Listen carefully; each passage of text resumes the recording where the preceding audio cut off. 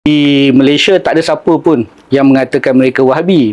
Jadi bila kita kata Wahabi ditujukan kepada siapa tu, mereka akan tanya siapa Wahabi? Tak ada seorang Wahabi. Yang ada adalah orang yang berbeza. Terserah dia gak mau dibilang Wahabi, yang penting kita punya dalil.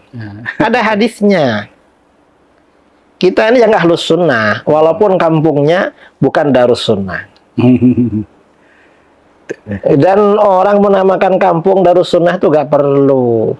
Rasulullah ke Madinah gak dikasih nama Darus Sunnah. Makkah juga gak dikasih nama apa? Gak ada. Cuma di daerah utara ini. Assalamualaikum warahmatullahi wabarakatuh, sahabat channel Jawahir Mansuri. Semoga kita selalu diberikan kesehatan oleh Allah Subhanahu wa taala, diberikan rezeki yang berlimpah, rezeki yang halal dan thayyiban, rezeki yang barakah. Bagi yang sakit semoga selalu diberikan kesehatan oleh Allah Subhanahu wa taala.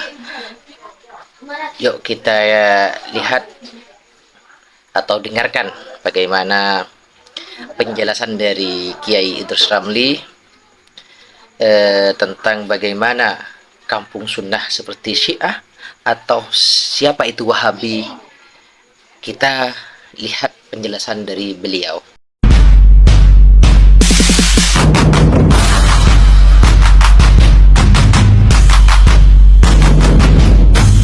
Di Malaysia tak ada siapa pun yang mengatakan mereka Wahabi.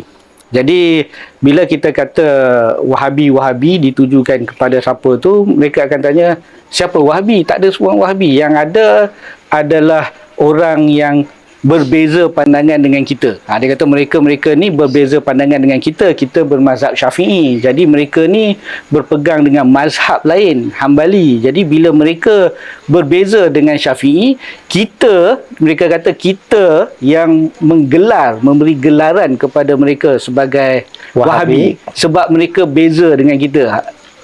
Dia cakap macam itulah. Jadi mereka tak kata mereka Wahabi, tapi mereka kata mereka berpandangan lain dengan Syafi'i. Jadi kita yang Syafi'i ni gelar mereka Wahabi. Jadi macam mana kita nak membezakan mazhab Hambali dan Wahabi? Sebab apa kita gelar mereka? Bukan sebab mereka berbeza dengan Syafi'i kan, tapi ada sesuatu yang menyebabkan mereka ini kita kata berpegang kepada fikrah Wahabi. Kat mana? Di mana tu?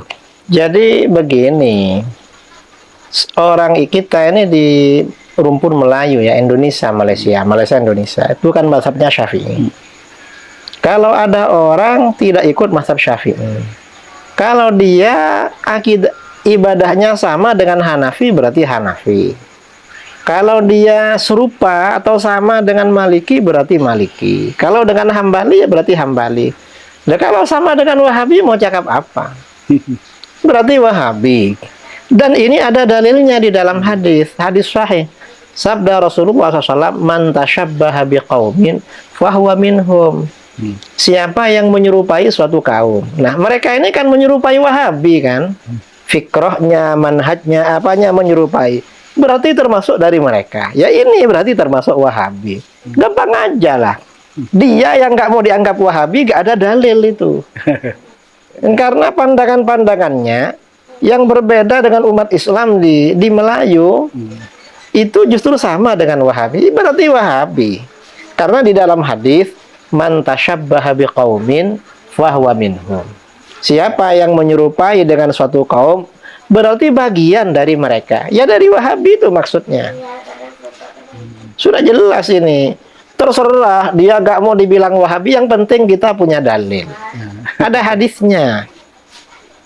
Kita ini yang Ahlus Sunnah, walaupun kampungnya bukan Darus Sunnah.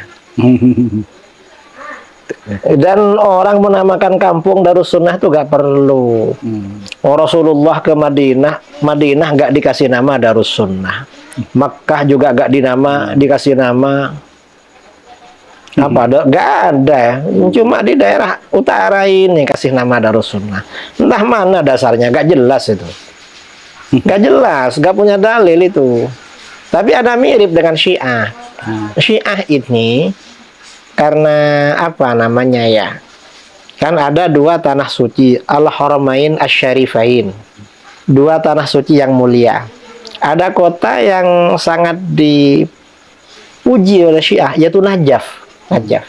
Najaf ini lebih ditinggikan oleh Syiah. Dibilang apa? An-Najaf al-Ashraf.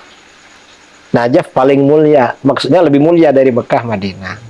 Ya mungkin mirip-mirip Syiah sebenarnya Wahabi ini. Karenanya kasih nama Darus Sunnah itu. Hatta Syekh bin Baz nggak ngasih nama kampungnya Darus Sunnah. Nggak ada. Syekh bin Baz, Syekh bin Utsaimin, nggak ada mereka bikin kampung Darus Sunnah. Wahabi sini yang pakai kampung Darus Sunnah itu. Dan di Indonesia ini bukan hanya kampung mereka. Mereka buka laundry sunnah. Ada yang macam itu. Laundry sunnah. Nanti jualan obat, apotek sunnah. Apapun sunnah. Memangnya masa Rasulullah ada laundry. Ya mereka ini suka nama-nama aja yang suka mereka. Isinya nggak ada. Letak nama orang awam pandang macam oh betul lah. Ya macam betul. Macam betul lah. Padahal isinya ya keropos. Yang penting kita tengok isi kan. Iya. Jadi Tak ada isinya. Yang mereka tunjuk sebagai hambali itu seperti doa kunut dan sebagainya, mereka ikut ibadah hambali, tapi yang fikrah yang mengatakan orang lain salah itu adalah fikrah Wahabi yang dia. Nah, kalau tidak kunut itu Hambali sama Hanafi tidak kunut. Kalau mereka hanya tidak kunut saja, tapi bukan cuma itu kan, sampai mensyirikkan orang, mengkafirkan orang, itu kan Wahabi namanya. Itu fikrah Wahabi. Fikrah Wahabi. Dan orang Hambali seperti disampaikan oleh Syekh Ibnu Taimiyah. Syekh Ibnu Taimiyah dalam Majmu' Fatawanya, kalau kamu sholat di jamaah, semuanya kunut, kamu kunut. Atau kamu jadi imam, itu fatwa Syekh Ibnu Taimiyah. Jamaahnya kamu kunut, kamu baca kunut. Kalau Wahabi sholat di masjid kita, semuanya angkat tangan kunut. Dia tak kunut sendirian, tak angkat tangan. Oh, tak ikut lah. Tak ikut dengan Hambali, enggak. Ya memang Wahabi macam itu. Terus tak mau dibilang Wahabi. Kamu sudah Wahabi, gak mau dibilang Wahabi. Susah orang macam ini. Ingin mengucapkan ribuan terima kasih kepada Kiai dan bersyukur kita kepada Allah Subhanahu Wa Taala kerana diberi peluang untuk berjumpa Kiai walaupun dalam tempoh yang sekejap ni. Semoga kita mendapat hidayah daripada video ini dan diberikan kesedaran dan kefahaman dalam beragama. Itulah tentang Wahabi dan Syiah menurut Kiai Idrus Ramli dan Dr. Haris Ismail tentang pandangan kampung sunnah yang ada di Malaysia, membuat kita menjadi tahu bagaimana itu Syiah, bagaimana itu Wahabi, membuat kita menambah wawasan tentang masalah Syiah dan Wahabi. Semoga kita selalu dalam lindungan Allah Subhanahu Wa Taala, diberikan nikmat iman dan Islam, selalu diberikan kesehatan oleh Allah Subhanahu Wa Taala, rezeki yang halal dan thayyiban, rezeki yang barakah dan berlimpah. Amin amin ya rabbal alamin. Sekiranya cukup sekian saja dari kami. Manakala ada kesalahan dan kekurangan, kami sebagai manusia biasa tidak luput dari salah dan lupa. Mohon maaf yang sebesar-besarnya. Ihdinas syiratal mustaqim.